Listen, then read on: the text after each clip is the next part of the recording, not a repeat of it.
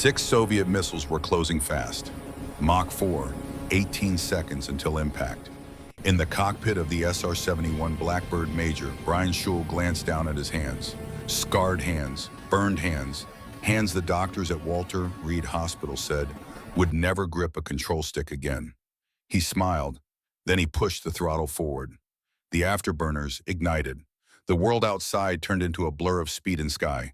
The missile warning alarm screamed in his headset, but Brian had heard worse sounds.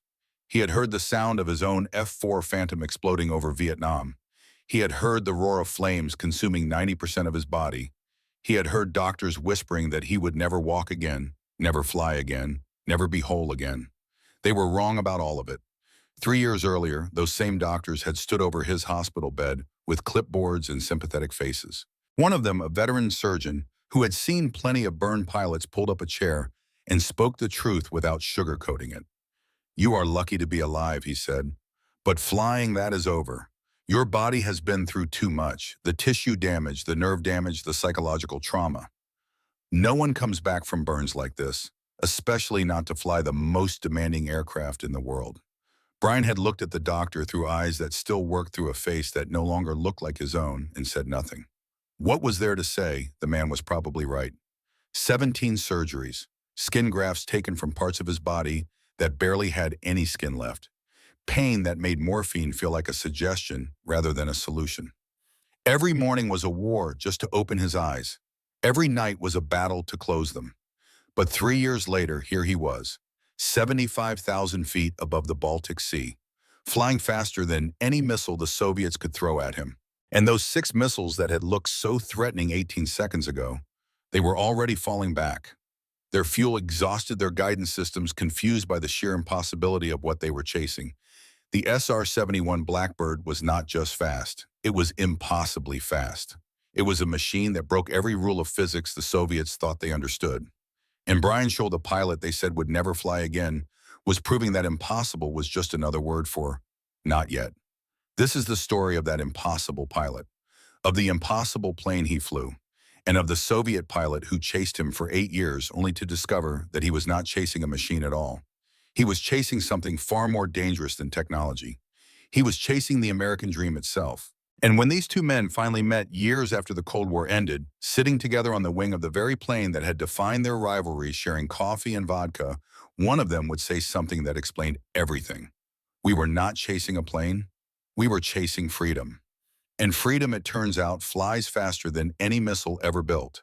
But to understand how we got there, we need to go back. Back to Montana, where a rancher's son learned what it meant to never give up. Back to Ukraine, where a farmer's son learned what it meant to believe in something that was not true. And back to California, where a team of engineers was about to build something so advanced, so impossible, that even they were not sure it would work. Montana, 1950s. Brian Schul grew up in a place where the sky was bigger than any dream you could fit inside it. His father ran a cattle ranch, the kind of operation where every day started before sunrise and ended long after sunset. It was hard work, the kind that leaves calluses on your hands and lessons in your bones. Brian's father was not a man who talked much about philosophy or values or what it meant to be American. He just lived it. Every morning before the work began, he would pour 2 cups of coffee from a battered thermos. One for himself, one for his son. They would sit on the porch and watch the sun come up over the mountains, and his father would say the same thing every time. Cowboys do not quit. Remember that. Cowboys do not quit. It was a simple lesson, but it stuck. When Brian decided he wanted to fly, his father did not ask why. He just nodded and kept working. When Brian joined the Air Force and earned his wings, his father came to the ceremony but did not make a fuss. He just shook his son's hand and said, "Good. Now do not quit." And when Brian got shot down over Vietnam in 1972, when the surface-to-air missile tore through his F-4 and turned it into a fireball, when he ejected too late and crashed through burning fuel and jungle canopy, it was his father's voice he heard through the pain. Cowboys do not quit. Cowboys do not quit. Cowboys do not quit. The fire consumed him. Later, the doctors would calculate that 90% of his body had suffered third-degree burns. His face was unrecognizable. His hands were claws of scar tissue. His legs were twisted masses of damaged muscle and nerve. For weeks, he drifted in and out of consciousness, and every time he woke up, the pain was waiting for him like an old enemy. Physical therapy was torture. Learning to walk again was like learning to exist inside a body that no longer felt like his own. Every step was agony. Every movement was a reminder of what he had lost. But his father came to Walter Reed Hospital every week, sometimes twice a week. He would sit beside Brian's bed with that same battered thermos, pour 2 cups of coffee, and they would not talk about the pain or the prognosis or the impossibility of recovery. They would talk about the ranch, about the cattle, about the weather. Normal things, real things. Things that reminded Brian that the world was still out there, still turning, still worth fighting for. And every visit ended the same way. His father would stand, place one weathered hand on Brian's shoulder, careful not to press too hard on the burned skin, and say, "Cowboys do not quit." 8,000 miles away in Soviet Ukraine, another young man was learning a very different lesson. Captain Alexander Bezhevets, called Sasha by everyone who knew him, was the son of a farmer. Not the kind of farmer who owned his own land. That was not how things worked in the Soviet Union. Sasha's father worked on a collective farm, one of thousands created when Stalin decided that individual farmers were enemies of the people. The party had taken his grandfather's land, redistributed it, and told the family it was for the greater good, for the glory of the Soviet Union, for the inevitable triumph of communism over the corrupt West. Sasha believed it all. How could he not? It was all he had ever known. In school, teachers told him that America was a nation of greed and exploitation, where the rich grew fat while the poor starved. The Soviet Union, they said, was building a workers' paradise, a place where everyone was equal, and technology served the people rather than profit. And when Sasha showed aptitude for mathematics and spatial reasoning, when he was selected for pilot training, he felt like living proof that the system worked. In America, they told him a farmer's son would never be given such an opportunity. Only in the Soviet Union could someone like him rise to fly the most advanced fighters in the world. He was good at it, better than good. By his mid-20s, Sasha was flying the MiG-25 Foxbat, the fastest interceptor the Soviets had ever built. It was a brutal machine, powerful but temperamental, capable of Mach 2.8, but only in short bursts before the engines overheated. Flying it was like riding a rocket with wings. It was dangerous, demanding, and absolutely thrilling. And Sasha was one of the best. Then came the rumors about the American spy plane, the SR-71 Blackbird. Sasha first heard about it in 1965 when intelligence reports started circulating among Soviet pilots. The Americans, according to these reports, had built an aircraft that could fly at Mach 3, higher than 80,000 feet, fast enough to outrun any missile in the Soviet arsenal. Sasha laughed when he heard this. It was impossible. The laws of physics did not allow it. Titanium would melt at those speeds. Pilots would black out from the G-forces. The whole thing was American propaganda, Hollywood fantasy, the kind of boastful lie that imperialists told to frighten the workers of the world. His commanding officer, a veteran of the Great Patriotic War, who had flown combat missions against the Nazis, was less certain. "Do not underestimate the Americans, Bezhevets," he said. "We beat Hitler together, remember that? They have resources we do not have. Engineers who think differently. Do not laugh at something you have not seen." But Sasha was young and confident and absolutely certain that Soviet technology was superior. He had been raised on stories of Soviet achievement. First satellite in space, first man in space, first woman in space.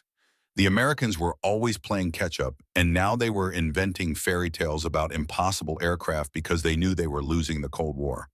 When Western propaganda claimed the SR-71 could fly at Mach 3, Sasha wrote it off as desperation. When American magazines showed grainy photos of a black aircraft that looked more like a spaceship than a plane, he dismissed it as special effects. And when the first mission reports came in, when Soviet radar operators claimed they had tracked something moving faster than anything they had ever seen, Sasha assumed it was a malfunction, a glitch, atmospheric interference, anything but the truth, because the truth was impossible. And Sasha Bezhevets did not believe in impossible things. Meanwhile, back in California, a man named Clarence Kelly Johnson was making the impossible real. Kelly, as everyone called him, ran a special division of Lockheed called the Skunk Works. It was a strange name for a strange place, a facility where engineers worked on projects so classified that even other Lockheed employees did not know what happened inside. Kelly himself was an immigrant son, born to a family that had come to America with nothing and built something through sheer hard work and stubbornness. He understood what America meant because he had lived it. Freedom to try, freedom to fail, freedom to dream up something crazy and actually build it. And the SR-71 Blackbird was crazy. When the CIA first approached Kelly in 1959 with the mission after the Soviets shot down Francis Gary Powers' U-2 spy plane and proved they could reach American aircraft at high altitude, the requirements seemed like science fiction. Build a plane that can fly at Mach 3, at 85,000 feet, carrying cameras that can photograph Soviet military installations from the edge of space, make it invisible to radar, make it faster than any missile, and make it operational within 5 years. Most engineers would have said it could not be done. Kelly said, "Give me a team and get out of my way." The challenges were enormous. At Mach 3, the friction from air molecules heated the aircraft's skin to over 500 degrees. Normal aluminum would melt like butter. They needed titanium, a metal so difficult to work with that most aircraft manufacturers avoided it entirely. And titanium was expensive, rare. The United States did not have enough of it, but the Soviet Union did. 90% of the world's titanium came from Soviet mines. So the CIA set up shell companies, fake buyers, third-party intermediaries. They bought titanium from the USSR through backdoor deals and secret transactions, and the Soviets never knew they were selling the raw material that would be used to build the very aircraft that would humiliate them for the next 30 years. It was one of history's greatest ironies. The SR-71 Blackbird, the plane that would prove American superiority in the skies, was literally built from Soviet metal. Kelly and his team worked 16-hour days. They invented new manufacturing processes, new welding techniques, new ways of thinking about aerodynamics and thermodynamics and every other kind of dynamics that mattered. They tested and failed and tested again.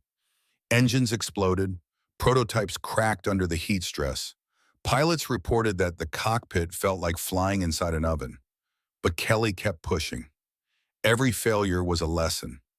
Every setback was just another problem to solve. And slowly and possibly, the Blackbird took shape. By 1974, the SR-71 was operational.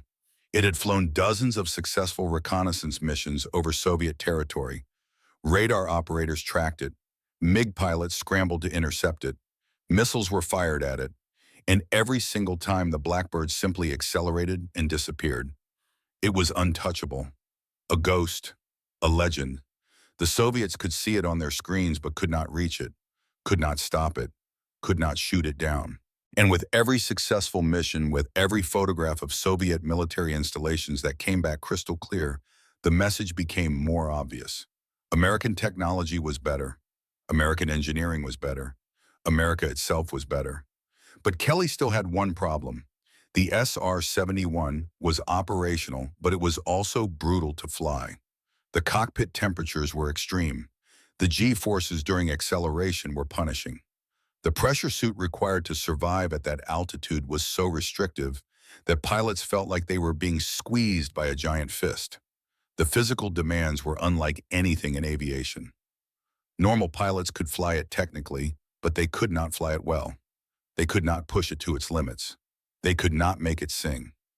Kelly needed someone special, someone who had already proven they could survive the impossible, someone with a pain tolerance beyond normal human limits, someone who would not quit when every nerve in their body was screaming at them to quit. Someone like Brian Schul. When Kelly walked into Walter Reed Hospital in early 1974, Brian was in his third year of recovery. He had learned to walk again. Barely. He could use his hands again. Mostly. He looked like someone who had been through a fire because he had been through a fire. Scar tissue covered most of his visible skin. His face was a map of what pain looked like when it was survived. But his eyes were clear and sharp and absolutely determined. Kelly introduced himself and got straight to the point. "I run a special program at Lockheed," he said. "We build aircraft for missions that do not officially exist. I am looking for a pilot who can handle extreme conditions, someone who will not break when things get difficult, someone who has already proven they can survive what should not be survivable." The doctors here tell me that is you. Brian studied the older man. What kind of extreme conditions, 500-degree cockpit temperatures, G-forces that will make you feel like your body weighs 1,000 pounds, missions over hostile territory where one mistake means you do not come home, and all of it at Mach 3. Brian was quiet for a moment. Then he reached for the thermos his father had left earlier that morning. He poured a cup of coffee. It was cold by now, had been sitting there for hours, but he drank it anyway. When can I start? Kelly smiled. First, you need to prove you can still fly. Brian set down the cup. I already know I can fly. I just need someone to give me a plane. The test flights began 3 months later. Brian could barely fit into the cockpit with all his scar tissue and the bulky pressure suit required for high-altitude flight. The first time he took an SR-71 trainer, up his entire body screamed in protest. At Mach 1, pain shot through every old burn wound. At Mach 2, he thought he might pass out. At Mach 3, something changed. The pain disappeared. Or maybe it was still there, but it did not matter anymore. Because at Mach 3, Brian Schul was not a burned pilot recovering from injuries. He was not someone the doctor said would never fly again. He was pure speed, pure freedom, pure proof that impossible was a lie. He thought about his father, about Montana mornings and coffee, and the simple truth that cowboys do not quit. And he knew with absolute certainty that he was exactly where he was supposed to be. The burns had changed everything about Brian's body except his will. Walter Reed Hospital, 1973. Every morning began the same way. 4:30 a.m. nurses would wheel him to the therapy room where physical therapist Lieutenant Margaret Chen waited with her clipboard and her impossibly cheerful smile. She had seen plenty of burned pilots come through these doors. Some made it back, most did not. The difference, she had learned, was not in the severity of the injuries. It was in something deeper, something she could see in their eyes before they even tried to stand. Brian had it, whatever it was. The therapy sessions were brutal in a way that made combat seem gentle. Margaret would help Brian lower himself into a tub of ice water to reduce the inflammation in his grafted skin. The cold was so intense that his whole body would shake uncontrollably. Then she would help him out and walk him through range of motion exercises that felt like being burned all over again. Stretch the scar tissue, bend the fingers, lift the arms, walk across the room, again, again, again. Some mornings Brian would get halfway across the room and his legs would simply give out. The pain would overwhelm him and he would collapse. Margaret would help him up without judgment, without sympathy, without anything except calm professionalism. On your feet, Major. Cowboys do not quit. She had heard Brian's father say it enough times that it had become part of the routine.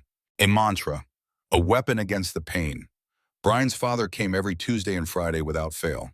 He would drive from Montana to D.C., a 2-day trip each way, sleeping in his truck to save money on hotels. He was not a wealthy man. The ranch barely made enough to keep itself running, but he never missed a visit.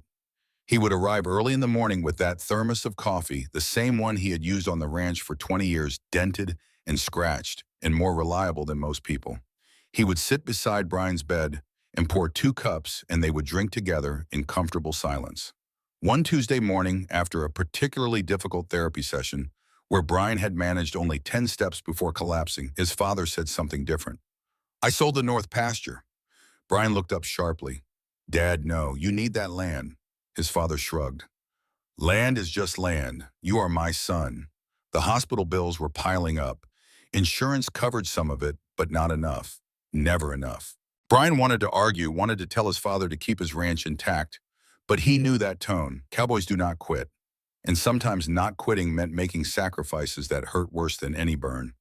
You are going to fly again, his father said, as if it were a simple fact rather than an impossible dream. And when you do, you are going to need to remember why. Not for the Air Force, not for America, though that matters. You fly because you are free to fly.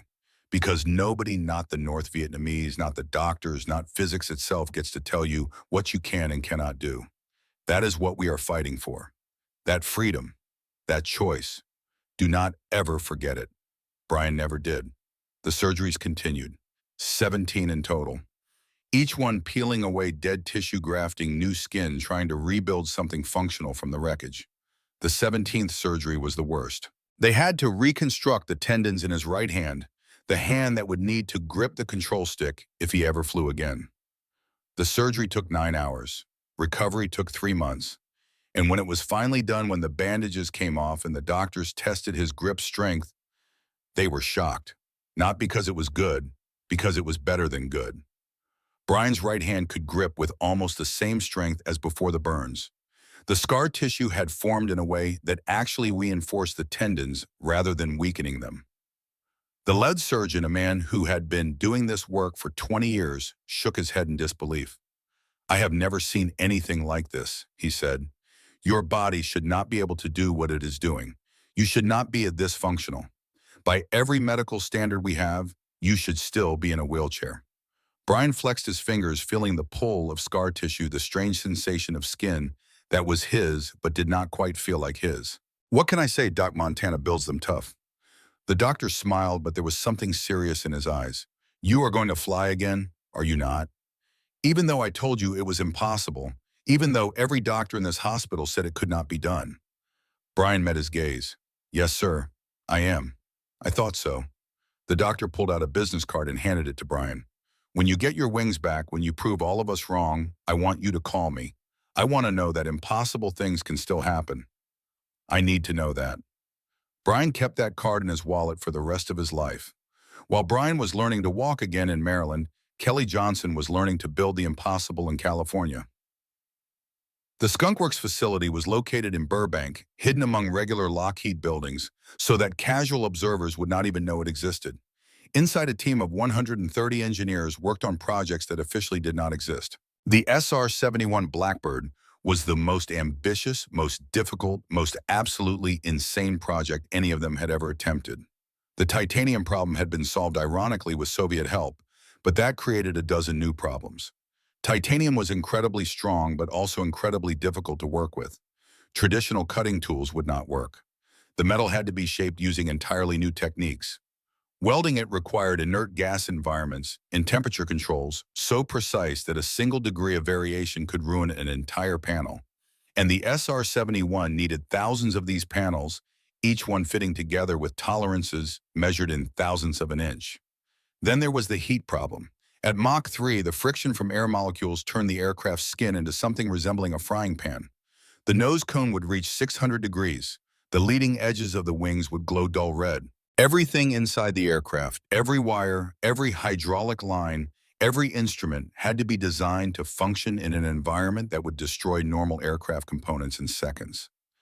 Kelly's solution was brilliant and completely counterintuitive. Instead of trying to insulate the aircraft from the heat, he designed it to expand with the heat. The SR-71 at rest leaked fuel like a sieve. Panels did not quite fit together. Gaps showed between sections. But at Mach 3, when the whole aircraft heated up and expanded, everything fit together perfectly. The leaks stopped. The gaps closed. The plane that looked broken on the ground became flawless in the sky. Some of the younger engineers thought Kelly was crazy when he first proposed this. "You want to build a plane that only works when it is hot?" one of them asked. "That sounds like terrible engineering." Kelly smiled his slight, knowing smile. "It sounds like terrible engineering because you are thinking about it wrong. We are not building a plane that only works when it is hot. We are building a plane that becomes what it was meant to be when it is hot. On the ground, it is just pieces. In the air at speed, it becomes whole. That is not terrible engineering. That is poetry." The engines were another nightmare. No existing engine could produce the thrust needed to push the SR-71 to Mach 3. So Pratt & Whitney had to design entirely new engines. J-58 turbojets, each one producing 32,000 pounds of thrust. But even that was not enough. At Mach 3, normal jet engines could not breathe. The air was moving too fast.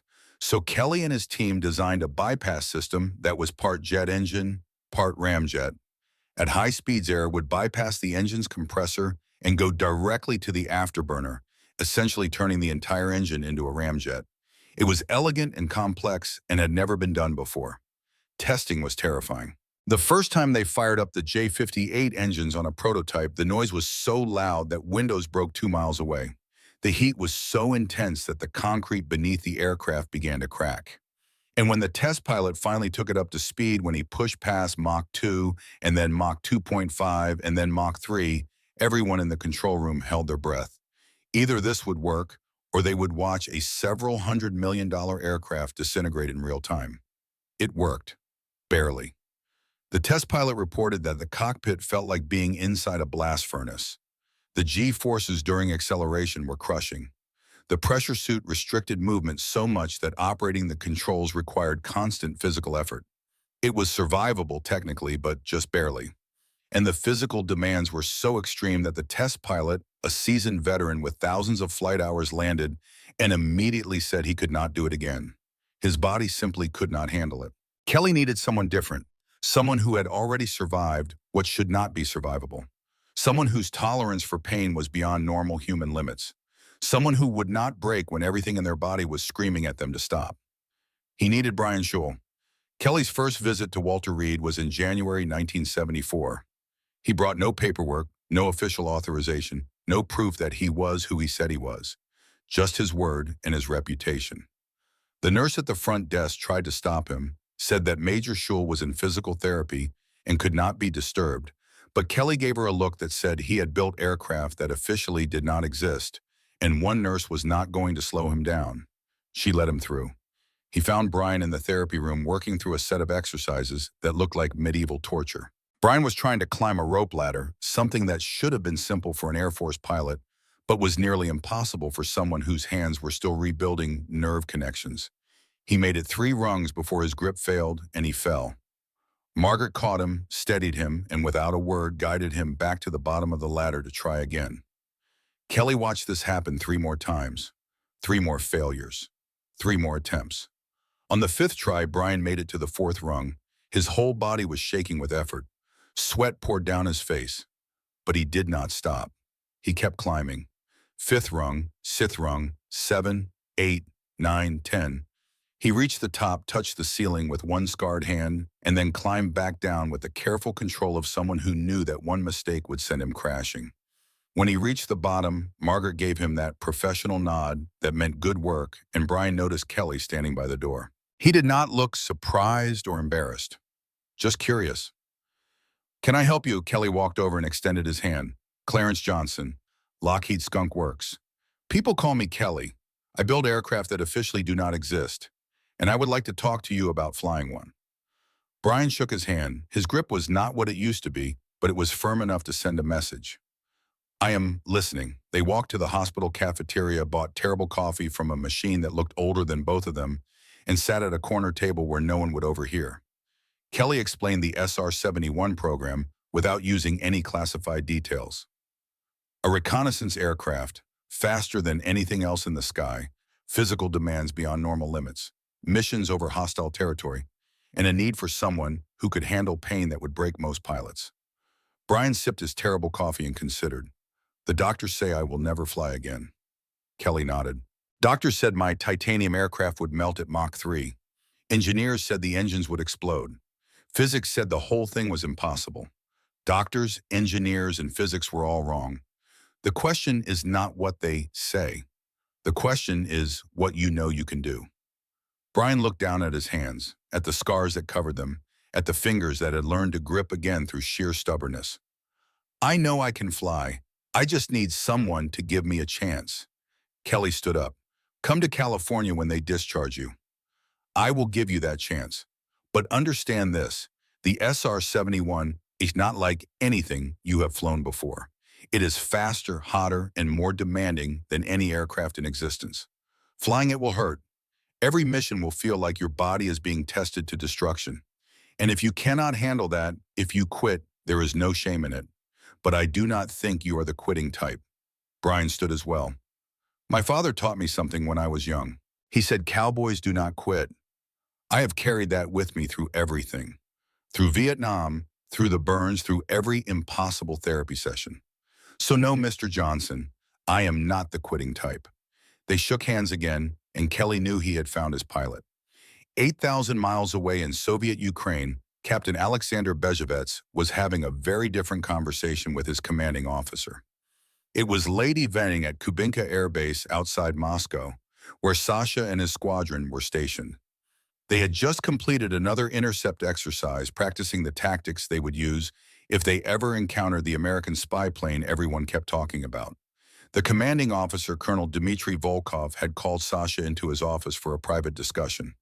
The colonel was a veteran of the Great Patriotic War, had flown Yak-3s against the Luftwaffe, and had shot down 11 German aircraft before the war ended. He was not a man who dealt in fantasy or propaganda. He dealt in reality. "Sit down, Bezhevets," he said, gesturing to a chair across from his desk. "We need to talk about the American aircraft." Sasha sat confident and relaxed. "With respect, Comrade Colonel, I do not believe the Americans have what they claim. The performance characteristics they describe violate basic physics." Volkov poured 2 glasses of vodka, slid one across the desk to Sasha. "Do they? Or do they violate Soviet physics? There is a difference," Sasha frowned. "I do not understand." The colonel leaned back in his chair. "When I was young, flying against the Germans, we thought the Messerschmitt 262 was impossible.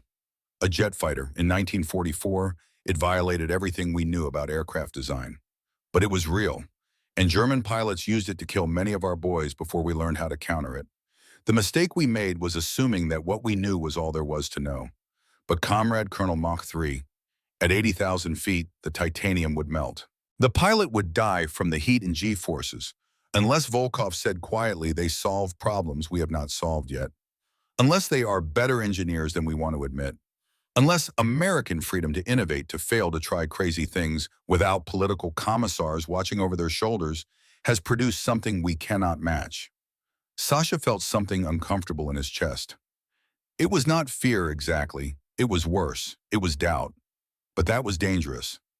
Doubt in Soviet superiority was ideologically suspect, could lead to questions about loyalty, could derail a career, or worse. "I believe in our technology," he said carefully. Volkov smiled sadly. "So do I, Captain. So do I. But belief does not stop missiles. Belief does not make our interceptors faster. The Americans are flying something over our territory regularly now. We track it on radar. We scramble fighters. We fire missiles. And every time it escapes, every single time, that is not propaganda. That is reality. So I need you to prepare for the possibility that reality is more complicated than what we were taught in school." Sasha finished his vodka in one swallow. "If the Americans truly have this aircraft, if it is as advanced as the reports suggest, then we need to shoot it down. Prove to them and to ourselves that Soviet technology can match anything the West produces." That Volkov said, standing up to signal the conversation was over, is exactly what I am counting on you to do. Dismissed. Sasha left the office feeling unsettled in a way he could not quite articulate. His whole life had been built on the certainty that the Soviet Union was technologically superior, morally superior, inevitably destined to triumph over corrupt capitalism. But what if that was not true? What if American pilots were better? What if American engineers were smarter? What if the whole foundation of his belief system was based on lies? He pushed those thoughts down. They were dangerous, corrosive, the kind of thinking that led nowhere good. Instead, he focused on what he could control: training, tactics, preparation. When the American spy plane came within reach, he would be ready. He would prove that Soviet steel and Soviet courage could defeat any technology the West threw at them. He had no idea that the American pilot he would eventually chase was learning to fly again in a hospital room in Maryland, drinking cheap coffee and refusing to quit. The year was 1959, and Kelly Johnson had a problem that seemed impossible to solve. The SR-71 Blackbird needed titanium. Not a little titanium, an enormous amount of titanium. The entire airframe, every structural component, every critical system would be built from this metal, because nothing else could withstand the temperatures generated at Mach 3. But the United States did not have enough titanium, not even close. American titanium reserves could maybe build 3 or 4 Blackbirds. Kelly needed to build 32. He sat in his office at the Skunk Works late one night staring at a world map on his wall. Red pins marked every known titanium source in the free world. There were not many. Australia had some. A few African nations had deposits. But 90% of the world's titanium, the vast majority of recoverable ore, sat in one place: the Soviet Union. It was absurd. Kelly was being asked to build the most advanced spy plane in history, an aircraft specifically designed to photograph Soviet military installations, and the only way to do it was to buy the raw materials from the Soviets themselves. It was like asking the Germans to sell steel to the Americans during World War II. No rational enemy would agree to it. But Kelly Johnson had not built a career on accepting limitations. He had built it on finding solutions that no one else could see. So he made a phone call to CIA headquarters in Langley. The conversation lasted 15 minutes. When it was over, Kelly sat back in his chair and laughed. Not a happy laugh, a laugh of pure disbelief at the audacity of what they were about to attempt. The CIA created shell companies, fake corporations with impressive-sounding names and completely fabricated business histories. They set up bank accounts in Switzerland, offices in Luxembourg, and trade relationships with intermediaries in countries that did business with both the East and West. Then they began buying titanium, not from the Soviet government directly, that would be too obvious, but from Soviet state mining operations through layers of middlemen and brokers who either did not know or did not care about the final destination of the metal. It worked, slowly at first, then in larger quantities. Soviet miners extracted titanium ore from the Ural Mountains. Soviet workers refined it in processing plants. Soviet dock workers loaded it onto ships bound for Europe. European traders sold it to American shell companies. And those companies quietly transported it to Burbank, California, where Kelly Johnson's engineers turned it into the Blackbird. The Soviets never knew. Or if they knew, they never said anything because the hard currency payments were too valuable to question. The Soviet economy needed Western money. The titanium trade brought in millions. And if some of that titanium ended up in American aircraft, well, American aircraft could not possibly match Soviet technology anyway, so what did it matter? The irony was perfect and terrible. Every time an SR-71 flew over Soviet territory photographing military installations and nuclear facilities, every time Soviet radar operators watched helplessly as the black aircraft outran their missiles, every time Soviet pilots scrambled and failed to catch the impossible plane, they were being humiliated by their own metal. The Blackbird's titanium skin, forged from Soviet ore, became a mirror reflecting back the truth they could not admit. American innovation had taken Soviet resources and turned them into something the Soviets themselves could never build. Kelly thought about this irony often. Sometimes late at night in the skunk works, when everyone else had gone home, he would walk out to the hangar and place his hand on a completed Blackbird fuselage. The metal was cool under his palm, almost cold. It did not feel special, did not feel like it came from enemy territory. It just felt like titanium. But he knew what it represented. Every panel, every structural member, every square inch of skin had been paid for with Soviet labor and sold to America by people who did not understand what they were selling. It was, he thought, the most American thing imaginable. Taking something that belonged to your enemy and making it into something better than they ever could. Not through theft or conquest, but through ingenuity and sheer audacity. The Soviets had the raw materials. America had the dream of what those materials could become. And the dream, it turned out, was more powerful than the metal itself. Brian Schul first touched an SR-71 in the spring of 1975.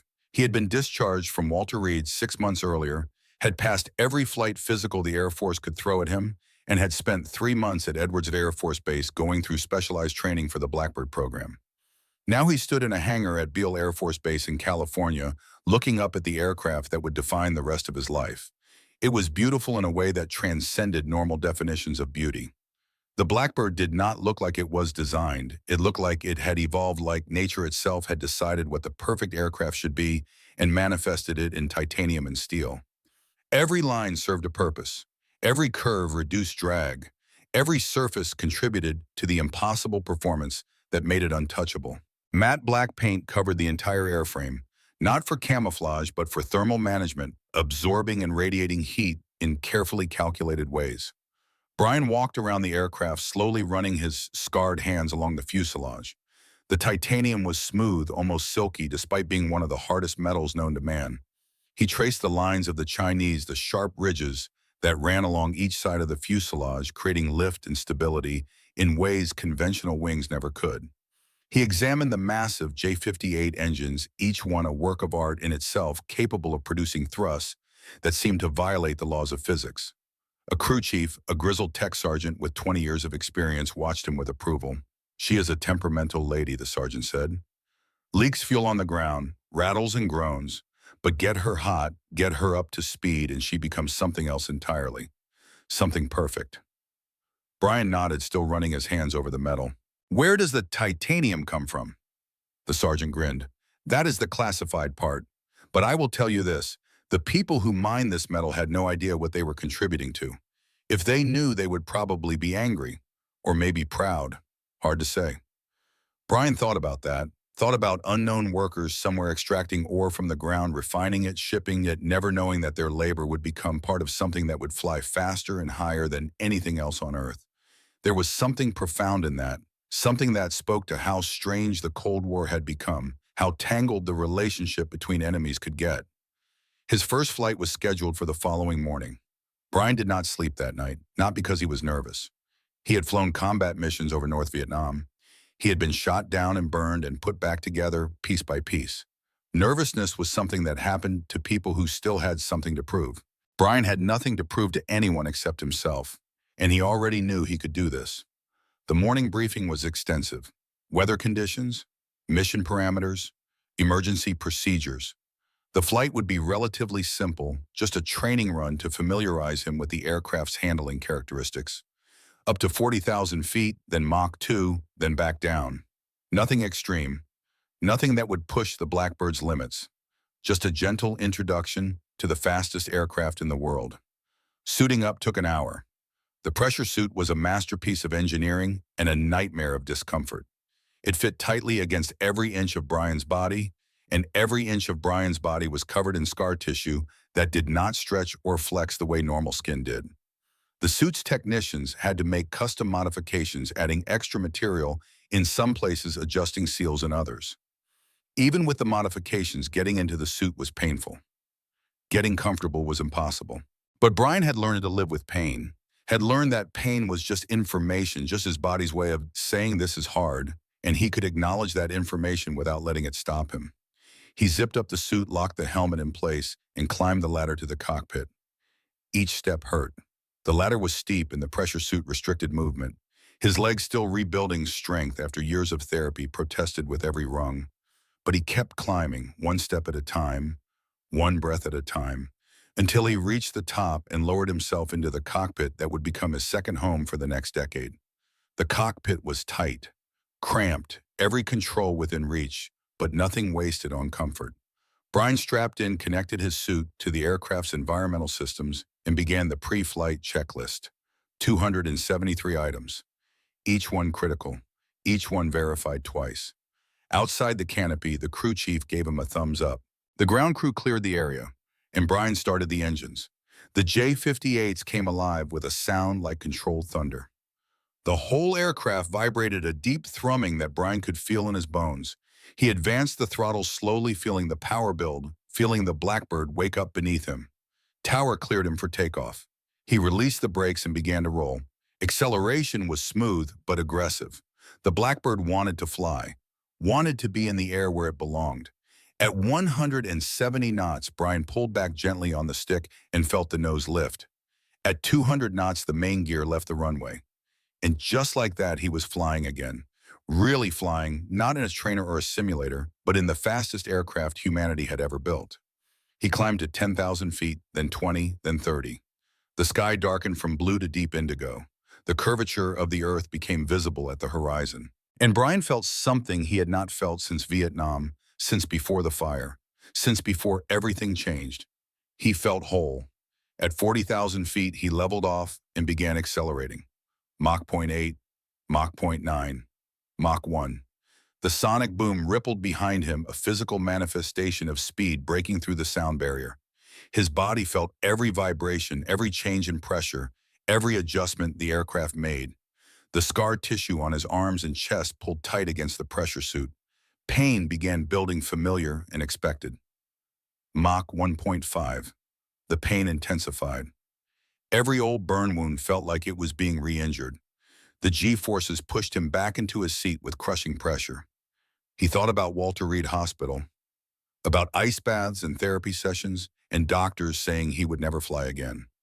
He thought about his father sitting beside his bed, pouring coffee, and refusing to accept impossible as an answer. Mach 2, the pain reached a peak. His whole body was screaming at him to slow down, to back off, to stop this insanity before something broke. But he had been here before, had pushed through pain that made this seem mild. And he knew with absolute certainty that he could push further. He advanced the throttles to maximum. The afterburners kicked in, and the Blackbird leaped forward like it had been waiting for permission to show what it could really do. Mach 2.2, 2.5, 2.8, 3.0.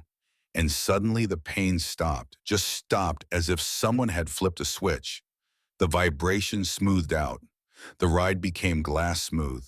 The aircraft that had felt rough and demanding below Mach 2 now felt like it was exactly where it belonged. And Brian understood what the crew chief had meant. This was the SR-71's true form. This was what it had been designed to be. Not a plane struggling against the air, but a plane becoming one with it. He looked down at his hands on the controls. Scarred hands, rebuilt hands, hands that should not be able to do this. And he felt tears in his eyes, not from pain or sadness, but from pure joy. Cowboys do not quit, his father had said. And here he was at Mach 3, 75,000 feet above California, proving that quitting was never an option. He whispered into his oxygen mask, knowing no one could hear him, knowing it did not matter. I am flying 8,000 miles away over the cold gray waters of the Baltic Sea. Captain Alexander Bezhevets was about to have the worst day of his flying career. It was March 1976, a year after Brian's first flight, and Sasha had been assigned to a new posting at a forward airbase on the Soviet Union's western border.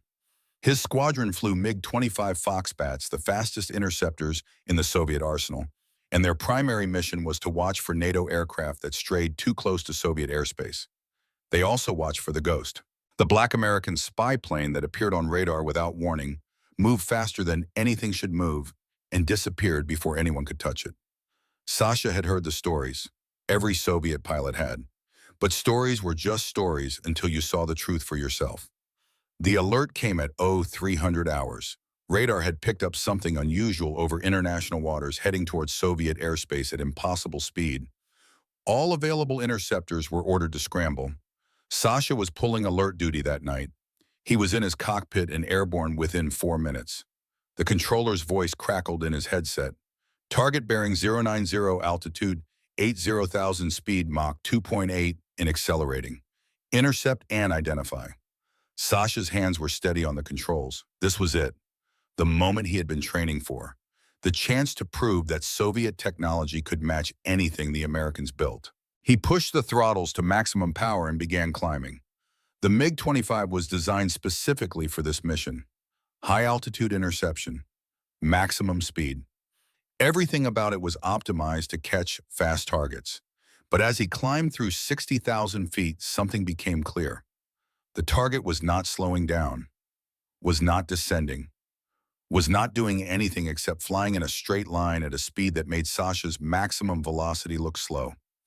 He checked his instruments. Mach 2.6. The MiG-25 was shaking engines, screaming warning lights beginning to illuminate as components approached their thermal limits. Mach 2.7. The airframe groaned. This was faster than the MiG-25 was supposed to fly in level flight.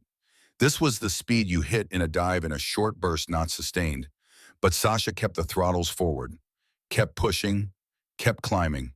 At 70,000 feet, he finally saw it. A black shape against the stars impossibly high above him, moving with such speed that it seemed to be in a different reality than his own. For a moment, Sasha just stared. He had thought the reports were exaggerated. He had thought American propaganda had inflated the capabilities. But this was real. This was actually happening. The Americans had built something that should not exist. Target lock, his weapons officer said from the rear seat. We have tone. Sasha pressed the firing button. The R-40 missile dropped from its rail, motor ignited and streaked upward toward the black shape above them. It was a beautiful missile, one of the best the Soviets made, capable of hitting targets at 75,000 feet with pinpoint accuracy. Sasha watched it climb, watched it track, watched it get closer to the American aircraft. Then he watched it run out of fuel 15,000 feet below its target.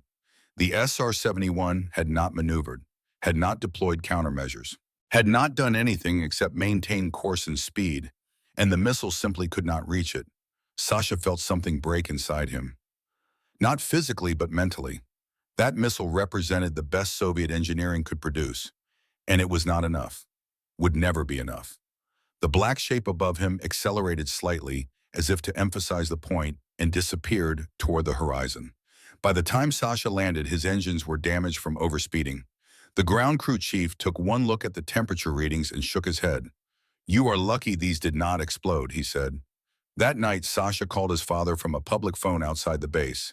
It was expensive, a long-distance call from the military district to Ukraine, but he needed to hear his father's voice, needed to tell someone what he had seen. "I chased the American plane today," he said when his father answered. His father was quiet for a moment. "Did you catch it?" "No, we cannot catch it. Our missiles cannot reach it.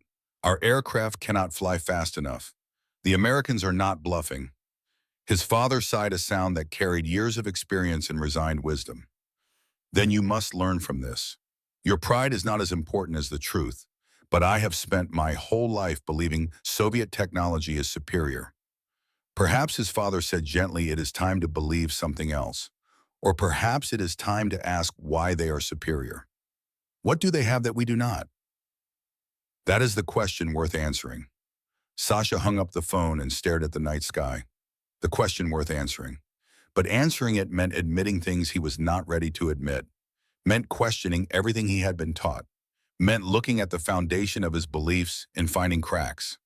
He would chase the Blackbird many more times over the next 8 years, would fire dozens of missiles, would push his aircraft to the edge of destruction trying to catch the impossible plane. And every time it would escape, every time he would land with damaged engines and wounded pride. But something else was happening too. Something he could not admit to his commanding officer, could not tell his wife, could barely acknowledge to himself. Every time he saw the SR-71, every time he watched it outrun his best efforts, he felt something other than anger. He felt admiration, respect, even a strange kind of envy. The Americans had built something perfect, something that worked not through brute force or political will, but through innovation and genius and freedom to dream impossible dreams.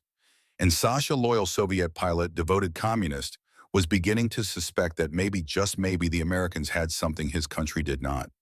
Something more powerful than titanium or missiles or military might. They had the freedom to be wrong, to fail, to try again. And that freedom had produced something unstoppable. But those thoughts were dangerous, treasonous even. So he pushed them down and kept flying, kept chasing, kept failing. Because what else could he do? Quit cowboys do not quit. Wait, that was an American saying, but maybe it applied to Soviet pilots too. Maybe some truths transcended borders and ideologies. Maybe the ghost he was chasing was not just an aircraft. Maybe it was something bigger, something that would eventually change everything. In 1986, something would happen over the Barents Sea that would test both men in ways they could not imagine. An engine failure would bring Brian down to an altitude where Sasha could finally reach him, where 8 years of pursuit would come to a single moment of decision. And what Sasha chose in that moment would haunt him for 9 years, until he finally understood why he could not pull the trigger. But that comes later. For now, in 1976, the chase was just beginning.